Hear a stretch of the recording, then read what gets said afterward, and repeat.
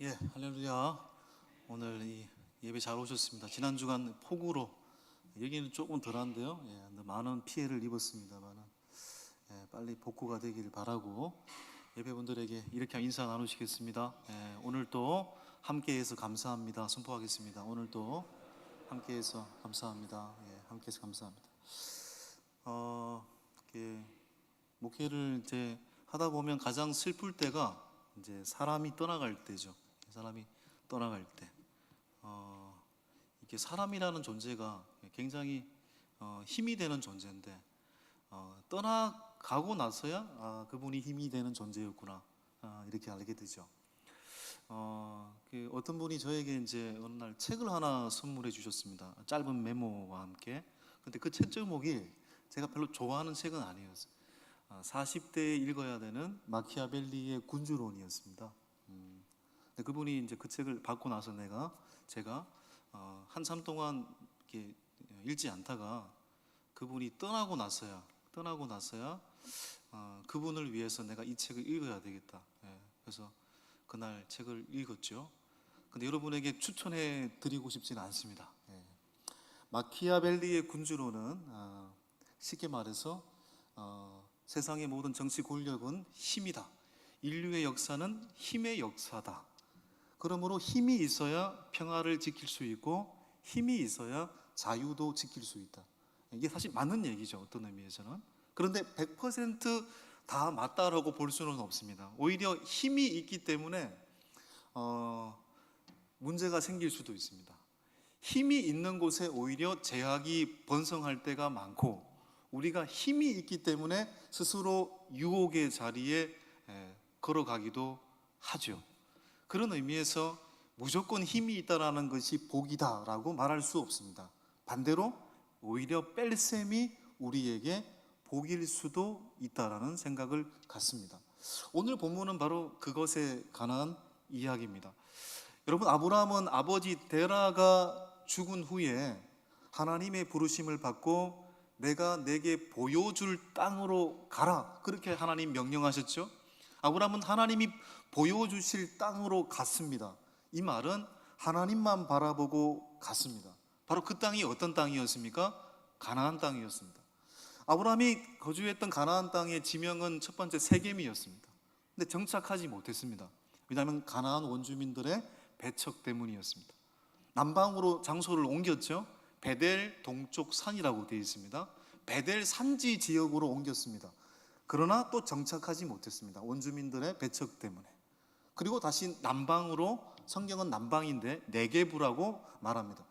바로 가나안 땅의 가장 가장자리 남쪽 네게부까지 자리를 옮겼습니다. 그런데 여기에서 기근이 들어서 이 가나안 땅을 떠나죠. 근데 아브라함이 이 불안정한 이주민의 현실 속에서도 놓치지 않았던 게 뭐였을까요? 하나님을 언제나 상수로 두고 제단을 쌓았다라는 겁니다. 예배를 드렸다라는 겁니다. 그런데 어느 날 아브라함이 실수를 하나 하게 됩니다. 가나안 땅 마지막 자리인 네게부에서 정착하지 못했는데 그 이유는 뭐였냐? 가뭄이 일어났습니다. 가나안 땅에. 이 가뭄 때문에 아브라함은 어디로 결국은 나아갑니까? 가나안 땅을 버리고 애굽으로 가게 되죠. 여기서 큰 실수를 범하게 됩니다. 두 가지 실수죠. 일단 애굽으로 갔다라는 게 잘못이고요. 근데 이 애굽에서 자기 아내 사라가 너무 예쁘니까 혹시나 이 아내 때문에 남편인 아브람 자신이 고통을 당할까봐, 죽을까봐 내 살고자 사례를 뭐라고 말합니까? 누이라고 부르죠. 그래서 애굽왕 바로에게 이 아내를 빼앗길 뻔했습니다.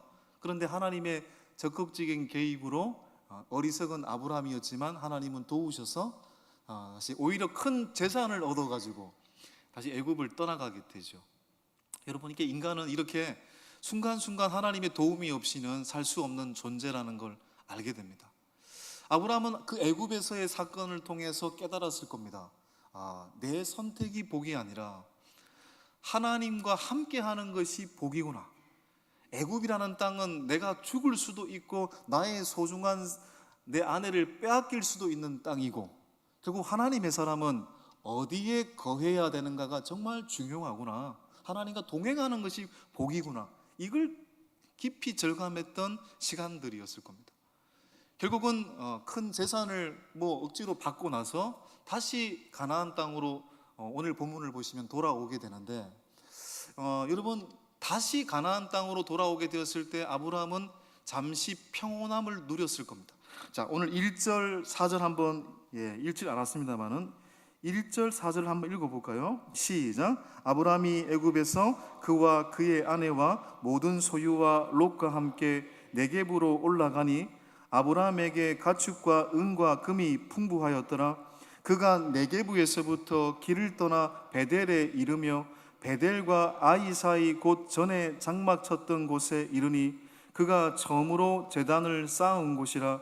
그가 거기서 여호와의 이름을 불렀더라. 그렇죠. 아브라함이 12장에서 가나안 땅에 도착해서 세겜, 베델 동쪽산, 네게부, 기근을 피해서 애굽, 다시 애굽에서 쫓겨나서 애굽, 네게부를 지나서 오늘 본문에 보시면 베델과 아이 사이에서 장막을 쳤다고 했습니다. 이게 베델 동쪽산입니다. 다시 가나안 땅으로 돌아왔죠. 다시 가나안 땅에 돌아와서 베델에서 하나님께 예배를 드렸을 때 아브라함이 얼마나 감사의 눈물을 흘렸을까요? 바로 이 순간 아브라함은 평온함을 누렸습니다. 그런데 이 평온함도 잠시 또 다른 문제가 생겼죠. 이전에는 기근의 문제 때문에 애굽으로 갔지만 가나안 땅에 와서는 관계의 문제 때문에 문제가 생기기 시작했습니다. 그 문제는 어떤 문제입니까? 자, 5절부터 7절까지입니다.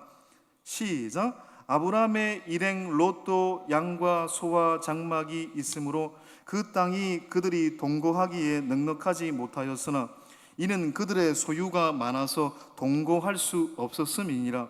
그러므로 아브라함의 가축의 목자와 롯의 가축의 목자가 서로 다투고 또 가나안 사람과 브리스 사람도 그 땅에 거주하였더라. 문제는 바로 아브라함의 목자들과 롯의 목자들이 다툼이 일어났다는 겁니다. 삼촌의 목자들과 조카의 목자들이 다투었다. 그런데 이 본문을 보시면 이런 말이 있어요. 소유가 많았대요. 소유가 없었을 때는 이런 문제가 생기지 않았습니다. 근데 소유가 많아지니까 다퉜다라는 얘기죠. 여러분, 왜 목자들이 다퉜을까요? 표면적인 이유는 유목민들에게 가장 중요한 것은 목초지와 물입니다.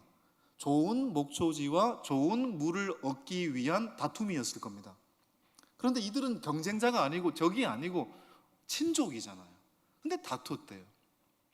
여러분, 가나안 땅에 왔다고 해서 문제가 없는 건 전혀 아니죠. 특별히 이들이 다툴 때 진짜 문제는 뭔지 아십니까? 이 가나안 땅에 누가 살고 있습니까? 아브라함과 롯만 살고 있는 게 아닙니다. 원래 가나안 땅을 완벽하게 지금 정착한 땅이 아니잖아요. 가나안의 원주민들이 살고 있습니다. 7절을 보시면 하반절에 또 가나안 사람과 브리스 사람도 그 땅에 거주하였더라. 여러분, 가나안 원주민의 사람들의 입장에서 한번 생각을 해보십시오. 어느 날 갈대아 우르에서 하란에서 왔다고 하는 사람들이 있었습니다. 막 살다가 예배도 드리고 난리도 아닙니다. 그러다가 가뭄이 일어나니까 금세 사라져 버렸습니다. 그 가뭄이 끝나니까 다시 또 어느 날 갑자기 나타나가지고 수많은 가축대를 이끌고 와서 이제는 서로 싸우고 앉아 있습니다. 그걸 가나안 원주민들이 보고 있는 거예요. 여러분, 이거 어디서 많이 본 장면 아닙니까? 우리네 교회들이 때로는 이러한 행동을 하고 있지 않습니까? 주중에는 평온합니다. 그러나 갑자기 동네 어느 교회 사람들이 주일 되면 우르르 몰려옵니다. 평소에는 예배를 평화롭게 드리죠. 그러다가 어느 날 갑자기 서로 다툽니다. 경쟁합니다. 제가 그 첫 번째 신혼집이 성내동에서 살았는데 그 앞에 큰 교회가 하나 있습니다. 있는데 어느 날 제가 그때 대학원 공부할 때였는데 지나가는데 경찰차, 소방차 교회 앞에 서 있어요. 아주 유명한 분쟁이 있는 교회였습니다. 세상 사람들이 다 팔짱 끼고 구경을 하고 있어요. 저는 이 본문을 보면 그 장면이 생각이 납니다. 저게 뭐야?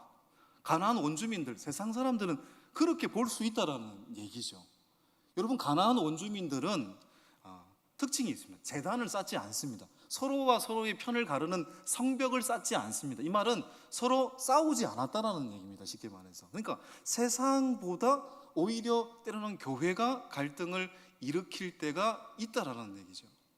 오늘 아브라함은 이 갈등을 도대체 어떻게 풀었을까요? 도대체 어떻게 이 갈등 상황을 풀었을까요? 자, 8절 9절을 보겠습니다. 자, 시작. 아브라함이 롯에게 이르되 우리는 한 친족이라 나나 너나 내 목자나 내 목자나 서로 다투게 하지 말자. 내 앞에 온 땅이 있지 아니하냐. 나를 떠나가라. 내가 좌하면 나는 우하고 내가 우하면 나는 좌하리라.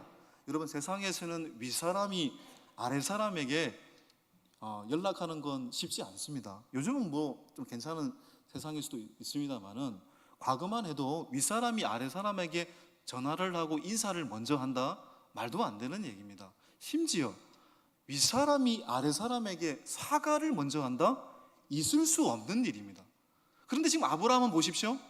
윗사람인데 이 다툼의 원인이 자기에게 있다라고 지금 생각하고 자기가 먼저 손을 내밀고 있잖아요.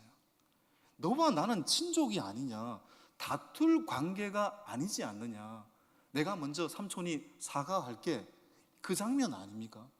여러분, 아브라함은 과거에 아버지 데라를 떠나서 갈대아 우르를 떠났습니다. 아버지가 죽고 나서는 하란을 떠났습니다. 근데 진짜 떠나야 될 게 뭡니까? 내 자신으로부터 떠나야 되는 겁니다. 내 자신으로부터 떠난다는 말은 나의 기득권을 내려놓아야 된다는 말입니다. 그때 문제가 해결되는 것입니다. 믿음의 사람은 믿음이 강한 사람이 약한 자의 손을 먼저 잡습니다. 믿음이 큰 자가 작은 자의 손을 먼저 잡을 수 있는 것입니다. 그게 바로 믿음의 사람인 겁니다. 아브라함은 내 자신을 떠날 줄 아는 사람이었습니다. 자신의 기득권을 내려놓고 롯에게 가서 내가 먼저 사과할게, 너와 나는 적이 아니지 않느냐, 너무 우리가 재산이 많아져서 이제 안 되겠다, 너의 갈 길, 내 갈 길 각자 가자, 근데 좋게 헤어지자, 삼촌이 먼저 양보할게, 네가 좋은 길을 선택해라, 네가 선택하고 남은 길을 내가 선택할게 라고 아브라함이 말하고 있는 겁니다. 여러분, 결국 아브라함은 이 갈등을 뭘로 풀고 있는 것입니까? 믿음으로 풀고 있는 거잖아요. 우리가 헤어질 때도 잘 헤어져야 됩니다. 그죠? 좋게 헤어지자라는 얘기잖아요. 믿음이 없는 사람은 헤어질 때 뭐 싸우고 여러분 뭐 던지고 그렇게 헤어질 수 있습니다. 근데 믿음의 사람은 헤어질 때도 좋게 헤어져야 되는 겁니다. 아브라함이 지금 롯과 좋게 헤어지고 있는 거죠. 근데 롯은 어떻습니까? 삼촌 아브라함의 제의를 듣고 눈에 보이는 이익만을 선택하고 뒤돌아보지도 않고 가버렸습니다. 자, 보십시오.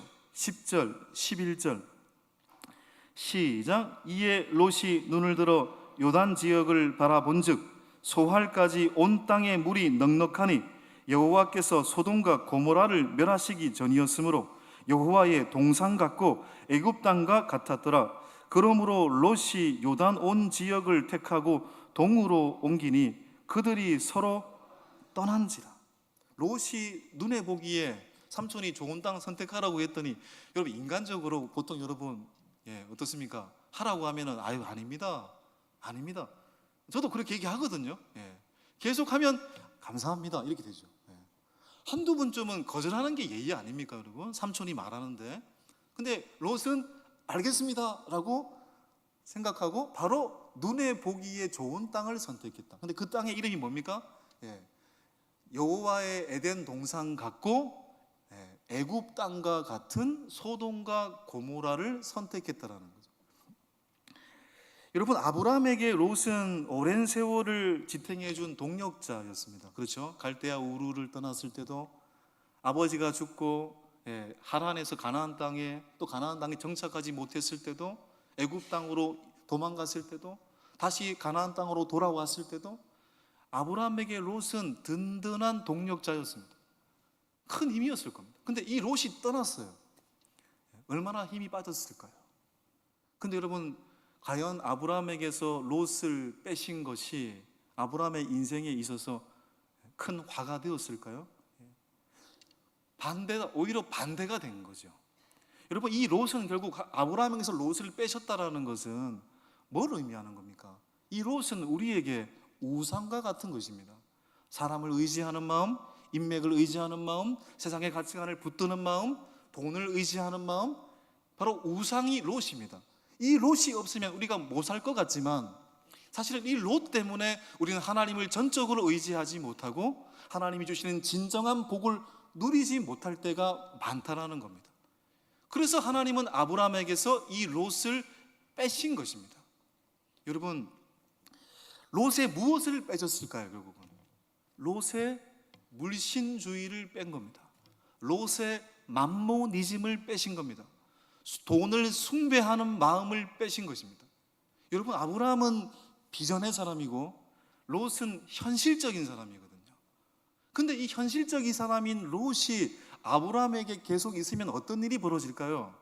아브라함조차도 흔들릴 겁니다.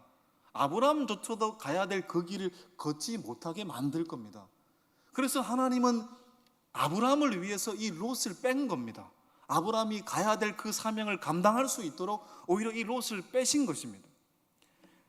그래서 어떤 의미에서 이 아브라함의 목자와 롯의 목자의 갈등은 하나님이 허락하신 갈등입니다. 롯의 물신주의를 빼시기 위함인 것이죠. 여러분, 사도 바울이 마지막으로 썼던 성경이 어떤 성경입니까? 로마 2차 투옥 가운데 썼던 마지막 서신은 디모데후서입니다. 디모데후서 4장 2절에 이런 말씀이 있습니다. 자, 읽어볼까요? 시작. 너는 말씀을 전파하라. 때를 얻든지 못 얻든지 항상 힘쓰라.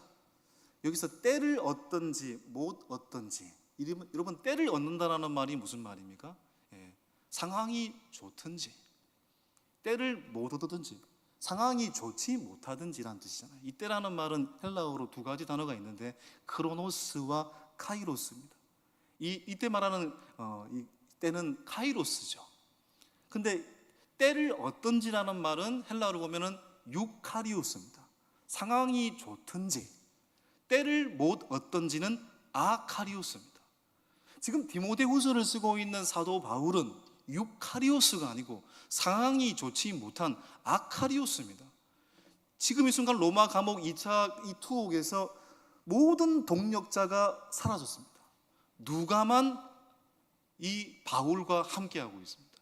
왜 하나님은 이 바울에게 누가만 남겨두신 것일까요? 그리고 곧 이제 참수형을 당하고 죽게 될 상황에 봉착하게 만드실까요? 왜 수많은 사람들을 빼심으로써 절망의 구렁텅이로 바울을 내몰고 있는 것일까요? 여러분, 답은 하나인 것입니다. 바로 이 디모데에게 디모데후서를 쓰시기 위함이었습니다. 여러분, 만일 수많은 동력자가 있었다면 이 디모데후서는 기록하지 못했을 겁니다. 믿음의 사람아, 선한 싸움을 싸우라고 공고하고 있는 이 디모데후서를 디모데에게 쓰지 못했을 것이고, 큰 틀에서 오늘 우리에게 이 말씀이 오지 못했을 겁니다. 그러니까 수많은 사람을 빼심은 큰 틀에서 보았을 때 오히려 유익이 되었습니다. 여러분, 우리나라에 수많은 기독교 출판사가 있는데요, 복 있는 사람이라는 출판사가 있습니다. 여러분이 들어보시는지 잘 모르겠습니다만은 두란노라든지 교장이라든지 이름 있는 출판사도 있습니다만은 복 있는 사람이라는 출판사도 나름 유명합니다. 그런데 이 출판사가 사실 빌딩을 또 가지고 있어요. 나름 돈을 버는 출판사라는 얘기죠. 그런데 이 출판사가 유명해진 건 딱 한 권의 책 때문입니다. 유진 피터슨 목사님이 쓰셨던 메시지라는 의역된 성경 때문입니다. 메시지라는 성경 여러분 잘 알고 계시죠? 유진 피터슨 목사님께서 나름대로 의역을 통해서 창세기로부터 계시록까지 완성한 성경입니다. 이게 얼마나 많이 팔렸는지 그 출판사가 빌딩을 지었어요. 여러분, 유진 피터슨 목사님은 2018년도에 소천하셨는데 20세기 최고의 기독교 영성가라고 평가를 받습니다. 근데 이분은 어느 날 기도를 하다가 하나님 앞에서 개척하라는 부르심을 받고 한 곳에 개척을 했습니다. 그런데 개척을 했는데 한동안 성도가 한 명도 오지 않는 거예요. 여러분, 목회자에게 성도가 없다라는 건 이건 아카리우스, 가장 절망적인 상황입니다. 설교를 해야 되는데 설교를 들을 대상이 없습니다. 이 세월이 한동안 이어졌습니다. 사명을 잃고 목회를 그만둬야 되겠다라는 생각까지 했습니다. 자, 그런 상황 속에서 어느 날 유진 피터슨 목사님이 결심을 하게 돼요. 내가 이 많은 시간들을 허비할 것이 아니라 일주일에 4번씩 기독교 사상을 담고 있는 도스토옙스키의 모든 전집을 읽어야 되겠다라는 마음이 들었대요. 그래서 매주 4일 동안 오후 그 시간은 도스토옙스키의 모든 전집을 읽는 시간으로 가졌습니다. 그런데 7개월이 지났을 때 마음속에 강력한 불붙음이 일어났어요. 인간에 대한 깊은 이해가 생기기 시작했고 잃어버렸던 목회적 사명이 불일 듯 일어나기 시작했습니다. 그리고 다시 장소를 옮겨서 이제는 적극적으로 이제 목회를 하기 시작했습니다. 집집마다 돌아다니면서 문을 두드렸죠. 두드리면서 복음을 전했습니다. 여러분, 집집마다 요즘은 정말 쉽지 않은데요, 두드리고 예수님 믿으세요, 예수님 복음을 설명하면 들을까요, 안 들을까요? 많은 사람들이 안 듣죠. 냉대하고 소금 뿌리고. 제가 대학교 다닐 때 실시수련회 때 제가 거짓 순례 전도를 한 3번, 2번 갔는데 여러분 다 거절합니다. 어쩌다가 듣는 사람이 있는데 이 얼마나 낙심이 되는지 몰라요. 여러분, 나는 일평생 절에 다닌다, 소금 뿌리고 이렇게. 여러분, 마음이 움츠러듭니다. 유진 피터슨 목사님은 수많은 거절을 당하고 마음의 움츠림이 있었지만 결국은 한 명 한 명씩 이게 결국은 교회를 오게 돼요. 많지는 않았지만. 그래서 어느 날 교인이 한 10명쯤 됐을까요? 10명쯤 됐을 때 안 되겠다, 성경 공부를 해야 되겠다. 그래서 갈라디아서라는 성경 공부를 하기 시작합니다. 근데 특별한 공부가 아니었어요. 유진 피터슨 목사님이 원어를 모국어로 번역을 해가지고 그걸 읽기 시작했습니다. 근데 이게 너무 성도들한테 위로가 되는 겁니다. 그래서 갈라디아서가 끝나고 나서 성도들이, 목사님 다른 성경은 안 됩니까? 그래서 한 권 한 권 쓸 의도가 없었는데 마태복음부터 의역을 하고 결국은 구약 성경까지 그렇게 해서 만들어진 성경이 메시지고 오늘날 수많은 사람들에게 읽혀지고, 오늘날 성경이 얼마나 어렵습니까? 신선함으로 또 우리 가운데 힘을 주는 성경으로 각인되고 있지 않습니까? 만일 그의 목회적 상황이 유카리오스, 좋은 상황이었고 더하기가 임했던 상황이었다면 어떻게 고전을 읽어서 성도들의 마음을 이해할 수 있었으며, 어떻게 좋은 상황이었다면 메시지라는 성경이 올 수 있었을까요? 상황이 좋지 못했기 때문에 오히려 그 뺄셈이 메시지라는 대작이 탄생하게 된 원동력이 된 거죠. 우리의 인생 또한 마찬가지입니다. 우리에게 사람을 빼시고 우리에게 인생의 무엇을 빼시는 건 때로는 화라고 생각할 때가 많지만, 돌아보면 하나님께서 우리를 세우기 위한 덧셈일 수 있다는 사실을 믿을 수 있기를 소망합니다. 모세는 혈기왕성할 때 하나님께 부르심 받지 않았습니다. 힘이 빠진 80세에 모세는 부름 받았습니다. 사도 바울은 일평생 육체의 가시를 갖고 연약함 속에 살았습니다. 그러나 그 연약함이 하나님을 더 구하게 되는 원동력이 되고, 내가 약할 때 강함 되시니 라고 고백할 수 있는 고백의 산출이 되었습니다. 다시 말해 그의 연약함은 뺄셈이 아니라 하나님의 영광이 임하는 덧셈이 된 것입니다. 여러분, 최고로 하나님이 힘을 빼신 사건은 뭐였습니까? 십자가 사건 아닙니까? 하나님이신데 하나님의 모든 힘을 빼버리셨어요. 예수 그리스도에. 그는 십자가에 돌아가셨고 십자가에 돌아가심으로써 우리가 나음을 얻었다고 했잖아요. 하나님이 예수님의 힘을 빼신 것은 인간을 얻기 위한 하나님의 거룩한 덧셈이었던 것입니다. 그러므로 우리의 인생은, 믿음이란 건 뭡니까? 우리의 힘을 빼고 하나님의 등에 기대는 것입니다. 이 예배가 뭡니까? 우리의 힘을 빼고 하나님께 전적으로 의지하는 것입니다. 아브라함에게서 롯을 빼신 것은 너무너무 힘이 빠지는 순간이었을 겁니다. 힘이 빠졌어요, 사실 아브라함이. 그렇게 힘이 빠져 있었을 때 어느 날 하나님께서 아브라함에게 이렇게 말하고 있지 않습니까? 자, 성경 몇 절이죠? 18절이 아니고 14절 15절 시작. 롯이 아브라함을 떠난 후에 여호와께서 아브라함에게 이르시되 너는 눈을 들어 너 있는 곳에서 북쪽과 남쪽 그리고 동쪽과 서쪽을 바라보라. 보이는 땅을 내가 너와 내 자손에게 주리니 영원히 이르리라. 롯이 떠나고 힘이 빠져있는 아브라함을 찾아가셔서 하나님이 뭐라고 어깨를 다독여 주고 있습니까? 아브라함아, 힘 빠지지 마라. 왜 힘이 빠져있니? 동서남북을 바라봐라. 네가 밟는 모든 땅이 너의 땅이 될 것이다. 네가 예배하는 모든 땅이 너에게 줄 땅이 될 것이다 라고 하나님이 약속하셨죠. 이건 무슨 얘기입니까? 롯을 빼시고 대신 누구를 주신다라는 것입니까? 하나님 그 자신을 주신다라는 겁니다. 내가 너의 비전이 되겠다. 내가 너의 비전이 되겠다. 이것이 하나님의 말씀인 거죠. 언제까지? 영원히. 여기 중요한 단어가 나오잖아. 영원히 너의 비전이 되어주겠다. 인간들은 거대하고 화려한 것만 목적을 삼습니다. 그러면 어떻게 됩니까? 결국 인간은 바벨탑을 쌓고 실패하게 됩니다. 우리는 거대하고 화려한 것을 추구하는 사람이 아니라 보이지 않는 영원한 것을 추구하는 사람들이 되어야 합니다. 그럴 때 속지 않고 바르게 분별할 수 있습니다. 이틀 전에 새벽 예배 때도 말씀을 드렸는데요. 제가 어떤 영상을 보니까 그 통일교 문선명 씨는 이미 죽었잖아요. 근데 죽어 있는데 그 아내 이름이 한학자신데 그분을 홀리 마더, 거룩한 어머니 이렇게 부르면서 경배를 하더라고요. 노래를 부르고. 언젠가 죽을 존재에게 그렇게 경배하고 사라질 존재에게 경배하고. 여러분, 인간의 어리석음이 그런 겁니다. 그러니 언제나 우리가 보이지 않는 하나님을 추구해야만 하루하루 바르게 분별할 수 있는 것입니다. 롯이 선택한 땅은 눈에 보기 좋은 요단 지역 소돔과 고모라였습니다. 여러분, 왜 롯은 소돔과 고모라를 선택했을까요, 여러분? 자, 성경이 나와 있어요. 10절에 보시면, 자, 시작.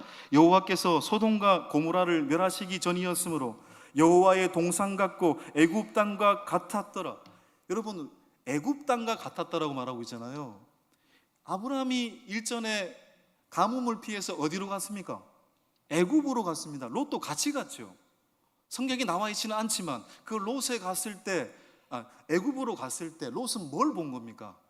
애굽의 부유함을 본 겁니다. 애굽의 화려함을 본 겁니다. 그 순간부터 롯의 비전은 하나님이 아니라 애굽이 된 겁니다. 그러니 호시탐탐 나는 애굽에서 살아야지라는 마음을 갖고 있었기 때문에 어느 순간 삼촌이 너는 좋은 땅을 선택하라고 했을 때 주저하지 않고 애굽 땅과 같은 소돔과 고모라를 떠난 겁니다.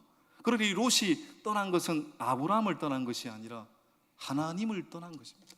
하나님을 떠났을 때 롯의 결과는 어떠했는지 여러분 다 알고 계십니다. 그러면 아브라함은 어디를 선택했을까요? 동서남북을 바라보라. 어깨를 두드려 주시면서 네가 바라보는 모든 땅이 너의 땅이 될 것이다 라는 위로를 받고 아브라함은 장막터를 옮겼습니다. 자, 보십시오. 18절 마지막 시작. 이에 아브라함이 장막을 옮겨 헤브론에 있는 마므레 상수리 수풀에 이르러 거주하며 거기서 여호와를 위하여 제단을 쌓았더라. 하나님의 약속을 듣고 척박한 산지로 옮겼다고 되어 있습니다. 그런데 그 척박한 산지의 이름이 뭐라고 되어 있습니까? 제가 수없이 이 구절을 많이 얘기를 했죠. 헤브론 마므레 상수리 수풀이라고 되어 있습니다. 산지입니다. 척박한 산지를 선택했습니다. 그런데 그 지명이 중요하죠. 헤브론 마므레입니다. 헤브론은 교제하는 자리고 마므레는 열렬이란 뜻입니다. 헤브론 마므레는 하나님과 교제하는 자리입니다.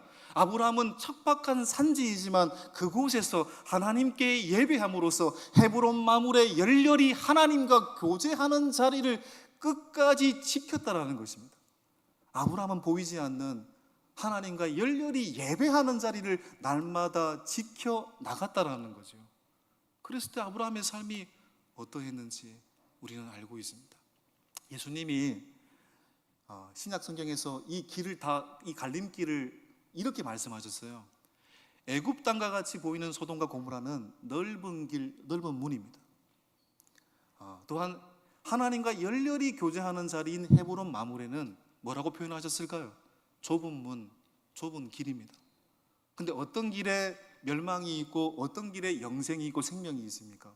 넓은 문에 멸망이 있고 좁은 길에 영생이 있다라고 말씀하셨습니다. 여러분, 아브라함에게서 롯을 빼신 것은 힘이 빠지는 순간이죠. 그런데 그 롯의 부재는, 롯을 빼신 것은 오히려 아브라함으로 하여금 하나님을 척박한 산지에서도 열렬히 교제하는 헤브론 마므레의 사람이 되게 만든 더한 덧셈이 되었습니다. 롯이 빠졌기에 그는 하나님만 붙들 수밖에 없었고, 그가 어디에 있든지 헤브론 마므레의 사람이 되게 만든 덧셈이 된 것입니다. 여러분, 그러니 우리가 이 땅을 살아가면서 오늘도 명확해지는 것입니다. 어떤 길을 선택해야 되느냐? 오늘 이 하루를 걸어감에 있어서, 자녀가 걸어가는 모든 길에 있어서, 우리가 사업을 함에 있어서, 일을 함에 있어서, 인간관계를 맺는 모든 문제에 있어서, 교회 사역을 함에 있어서, 여러분이 행하는 모든 일을 행함에 있어서 보이는 소돔과 고모라를 선택하는 것이 아니라 보이지 않는 헤브론 마므레, 열렬히 하나님과 예배하는 자리를 선택하겠습니다. 그것이 세상의 복을 뛰어넘는 가장 광대한 복을 받는 유일한 길이라는 사실을 믿고 의지하면서 이 한 주간 우리의 일평생 헤브론 마므레의 길을 걸어가실 수 있는 복된 인생들 될 수 있기를 주님의 이름으로 축원합니다. 함께 찬송가 516장 찬양하겠습니다.